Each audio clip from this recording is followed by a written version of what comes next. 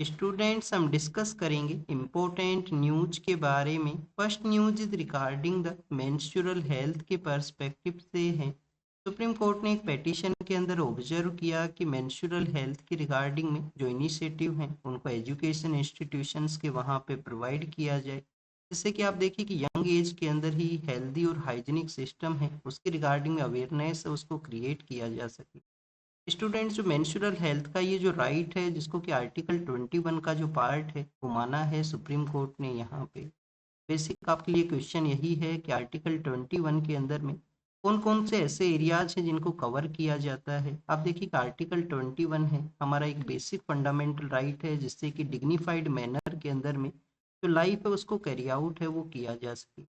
इसी आर्टिकल 21 के अंदर में डिफरेंट काइंड ऑफ थिंग्स हैं जिनको कि कवर किया गया है डिग्निफाइड लाइफ के लिए। आप देखिए कि जो मेंस्ट्रुअल हेल्थ का जो राइट है उसको यहाँ पे इंक्लूड किया गया। किसी पर्सन को अगर अपना जो पर्सनल इंफॉर्मेशन है उसको पब्लिक डोमेन के अंदर नहीं शेयर करना है, तो आप देखिए कि आपको जो प्राइवेसी के रिगार्डिंग में भी जो राइट है वो आर्टिकल 21 का ही पार्ट है।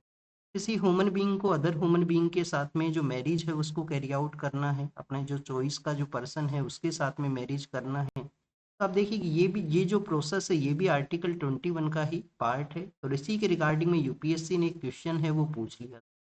यूपीएससी ने क्वेश्चन पूछा था कि एक ह्यूमन बीइंग को, एक पर्सन को अपने चॉइस के पर्सन के साथ में शादी करनी है तो वो किस आर्टिकल के अंडर में, किस फंडामेंटल राइट के अंदर में उसको कवर है वो किया।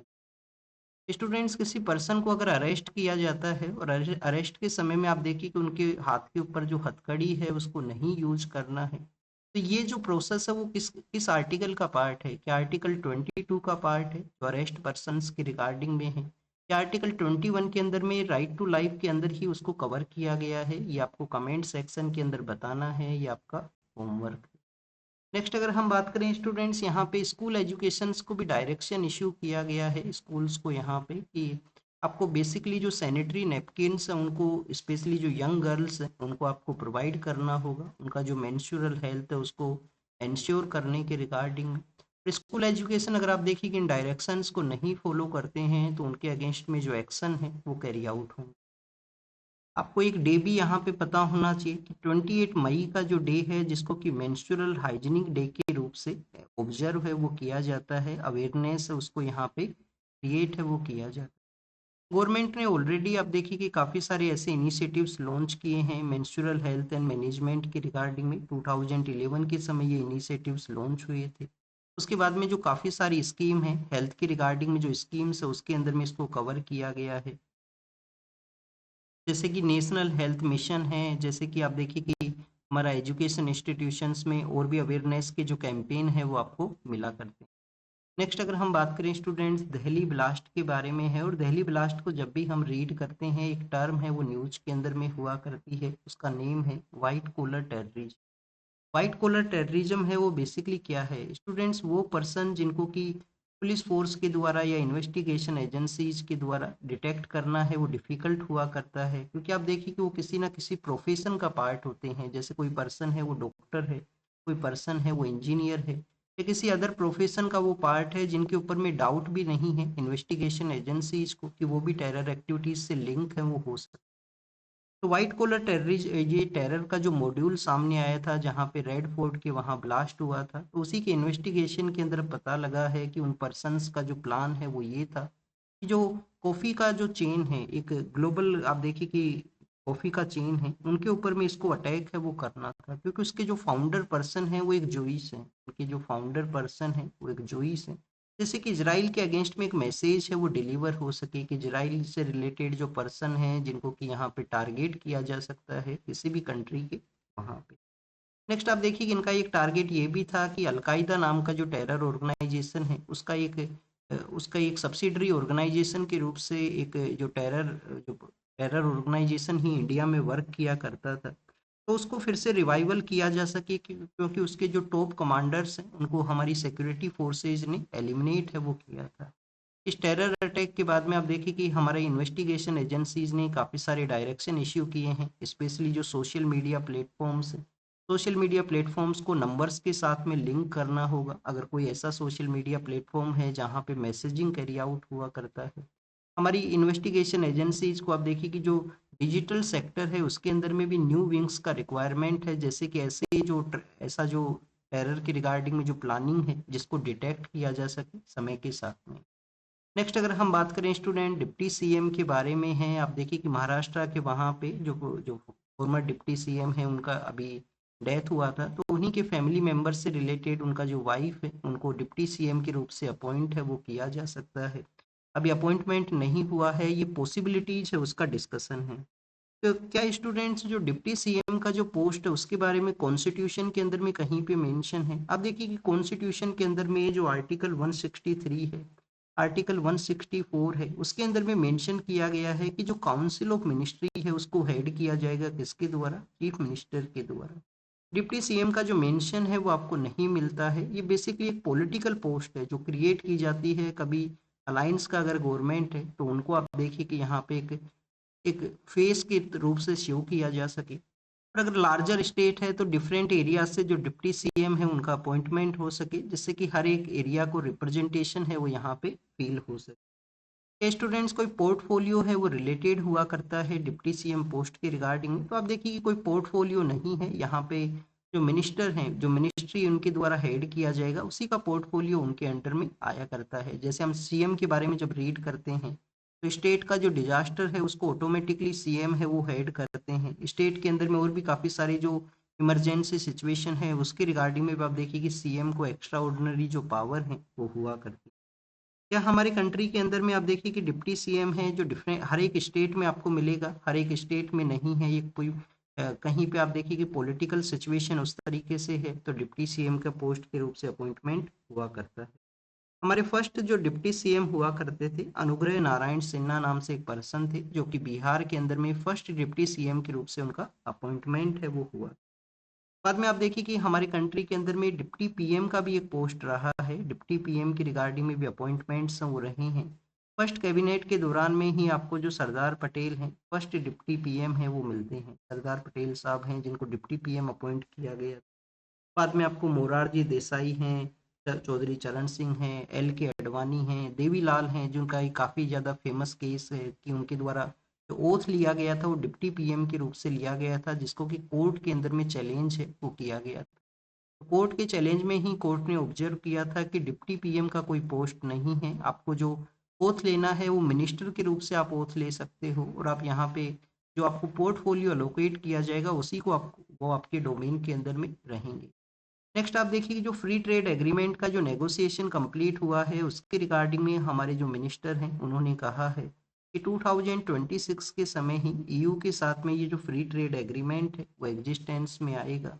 स्टूडेंट्स यहाँ पे जो लेबर इंटेंसिव का जो सेक्टर है, स्पेशली आप देखिए कि जो टेक्सटाइल का जो सेक्टर है उसके बारे में भी मेंशन किया गया है इनके द्वारा कि फ्री ट्रेड एग्रीमेंट होने की वजह से हमारा जो यूरोपियन यूनियन के जो कंट्रीज हैं उनके साथ में जो टेक्सटाइल का जो ट्रेड है वो $35 बिलियन के आसपास हो सकता है, जिसमें 33 बिलियन है जिसके ऊपर किसी भी तरीके का जो टैरिफ है वो नहीं अप्लाई होगा।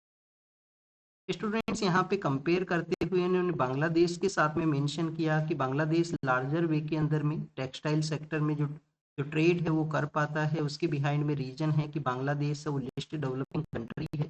वियतनाम के बारे में बताया कि वियतनाम भी इतना ही जो ट्रेड करता है टेक्सटाइल सेक्टर में, क्योंकि वहाँ पे फ्री ट्रेड एग्रीमेंट जो एग्जिस्ट करता है यूरोपियन यूनियन के साथ में।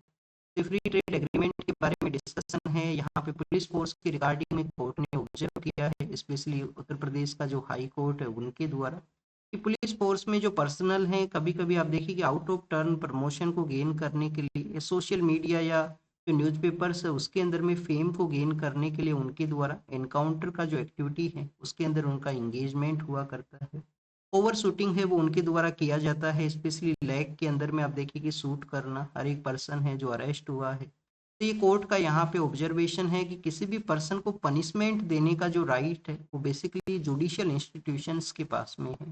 पुलिस फोर्स के द्वारा पर्सन को अरेस्ट किया जाए, इन्वेस्टिगेट किया जाए, उनका किसी तरीके से क्राइम के साथ में लिंकेज है तो उसको यहाँ पे सेटअप किया जाए, और एविडेंस है उसको कोर्ट के अंदर में प्रेजेंट है वो किया जाए कि इस तरीके से उनका क्राइम के साथ में लिंकेज है। नेक्स्ट आप देखिए कि स्टूडेंट जो पुलिस है, पुलिस किस किस डोमेन के अंदर में आया करता है। आप देखिए कि जो पुलिस है वो स्टेट सब्जेक्ट है। पुलिस क्या है? पुलिस एक स्टेट सब्जेक्ट है, तो स्टेट गवर्नमेंट्स के डोमेन में ये हुआ करता और ये पुलिस के द्वारा जो क्रिमिनल पर्सन है उनको इस तरीके से शूट करना काफ़ी बार इसको इंस्टेंट जस्टिस के रूप से भी देखा जाता है। और इंस्टेंट जस्टिस के अंदर में आप देखिए कि जो मिस्टेक है उसके चांसेस हैं वो ज़्यादा हुआ करते हैं। काफ़ी बार ऐसे भी केसेस देखने के लिए मिले हैं कि उन पर्सन्स को एलिमिनेट कर दिया गया जिनका कि क्राइम के साथ में किसी भी तरीके से लिंकेज है वो नहीं था। इंस्टेंट जस्टिस है जो या पब्लिक का जो सेंटिमेंट्स है उसको फुलफिल करने के लिए। नेक्स्ट आप देखिए कि स्टूडेंट्स यहाँ पे ऑस्ट्रेलियन ओपन के बारे में बताया गया है कि जो एक प्लेयर हैं जिन्होंने फाइनल के अंदर में एंट्री लिया है। तो ऑस्ट्रेलियन ओपन है वो क्या है कि जब हम लोन टेनिस का जो गेम है, जो लोन टेनिस को जब देखते हैं तो उसमें आप देखिए कि 4 बिगर टूर्नामेंट्स हुआ करते हैं जिनमें डिफरेंट डिफरेंट कोर्ट्स के ऊपर में उनका जो प्लेइंग कंडीशन है वो होता है। ऑस्ट्रेलियन ओपन है जो कि जनवरी के समय हुआ करता है। फिर आपको मई या जून के समय में आपको फ्रेंच ओपन देखने के लिए मिलेगा। फ्रेंच ओपन जहाँ पे क्ले का जो कोर्ट है वो हुआ करता है। बाद में आप देखिए कि विमल्डन है, विमल्डन के वहाँ पे आपको ग्रास का कोर्ट मिलता है। और लेटर फेज के अंदर में यूएस का आप देखिए कि यूएस ओपन है वो हुआ करता है जिसमें आपको हार्ड कोर्ट है वहाँ पे जो प्लेइंग कंडीशन है उनको कैरी आउट किया। नेक्स्ट अगर हम बात करें स्टूडेंट्स वाव मोमोज के बारे में है। वाव मोमोज नाम का एक आप देखिए कि जो फूड चेन है वहाँ पे फायर का इंसिडेंट आता है। अब फायर के इंसिडेंट के अंदर में काफ़ी सारे नेग्लिजेंस है। नेग्लिजेंस किस तरीके से हैं कि वर्कर्स को ट्रैप कर दिया गया था और बाहर से वो जो रूम था उसको लॉक कर दिया गया था।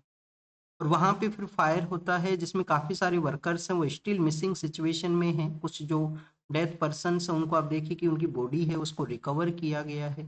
तो उसी के रिगार्डिंग में यहाँ पे जो ओनर्स हैं उनका अरेस्ट है वो हुआ है इस वेयर हाउस का जो फायर का जो इंसिडेंट है उसके अंदर में। तिरुपति के वहाँ पे जो लड्डू के अंदर में आप देखिए कि एडल्ट्रेट जो थिंग है उसका एक जो न्यूज़ है वो रहा था लास्ट 1-2 ईयर के दौरान में। उसी के रिगार्डिंग में फिर एसआईटी है वो क्रिएट होता है। एसआईटी ने बताया है कि जो घी उसके अंदर में यूज किया गया वो एडल्ट्रेट था। किसी भी तरीके से जो एनिमल फैट है उसका यूज है वो नहीं हुआ है। नेक्स्ट अगर हम बात करें स्टूडेंट्स यूनिवर्सिटी रूल्स के बारे में है। आप देखिए कि ऐसा जो यूनिवर्सिटी के रिगार्डिंग में जो इक्विटी रूल्स लाए गए थे उसको यहाँ पे बैक किया गया है कि आर्टिकल 15 के अंदर में जो डिस्क्रिमिनेशन को रोकने के रिगार्डिंग में जो ग्राउंड्स बताए गए हैं कि there should be no discrimination on the religion, race, caste, sex और प्लेस ऑफ बर्थ। तो उसी तरीके से आप देखिए कि डिस्क्रिमिनेशन को रोकने के लिए यहाँ पे ये रूल्स हैं वो लाए गए थे।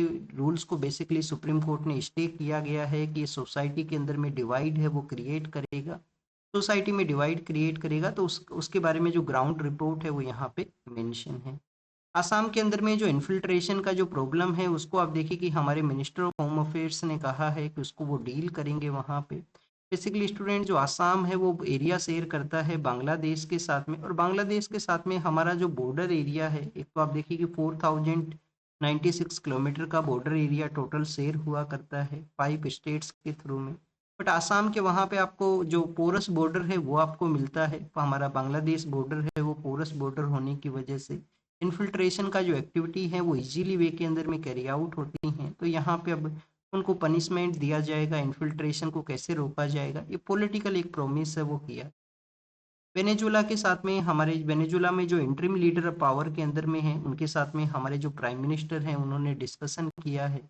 डिस्कशन यही किया है कि आने वाले समय में बोथ कंट्रीज कैसे रिलेशन है उसको कैरी आउट करेंगे। क्योंकि स्टूडेंट्स हमने 2000 जब यूएस ने ऑब्जेक्शन किया था तो 2018-19 के समय से कंटिन्यूस आप देखिए कि हमारा वेनेजुला के साथ में जो क्रूड ऑयल का जो ट्रेड हुआ करता था वो हमने वहाँ पे रिड्यूस है वो किया था।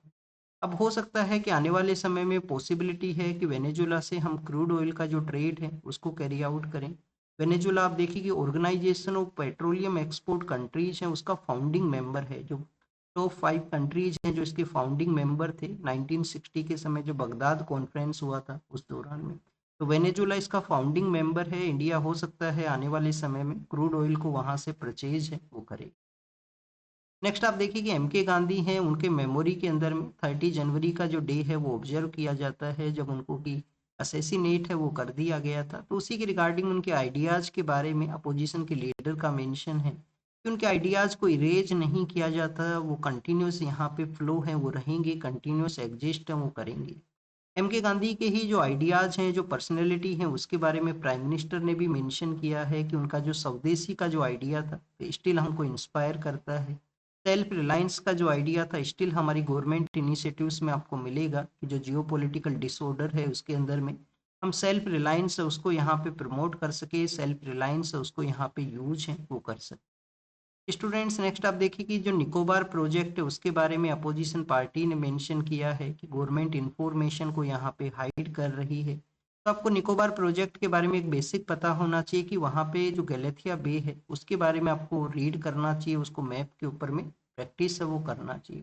निकोबार के वहाँ पे प्रोजेक्ट को आप देखिए कि स्ट्रेटेजिक पर्सपेक्टिव से भी इम्पोर्टेंट बताया गया है गवर्नमेंट के द्वारा कि निकोबार पे वहाँ पे जो पोर्ट है उसको डेवलप करना है, कंटेनर एरिया को डेवलप करना है, जिससे कि आने वाले समय के अंदर में स्ट्रेटेजिक पर्सपेक्टिव से वो एरिया डेवलप हो सके, इंडिया उसको बेटर वे में यूटिलाइज कर सके।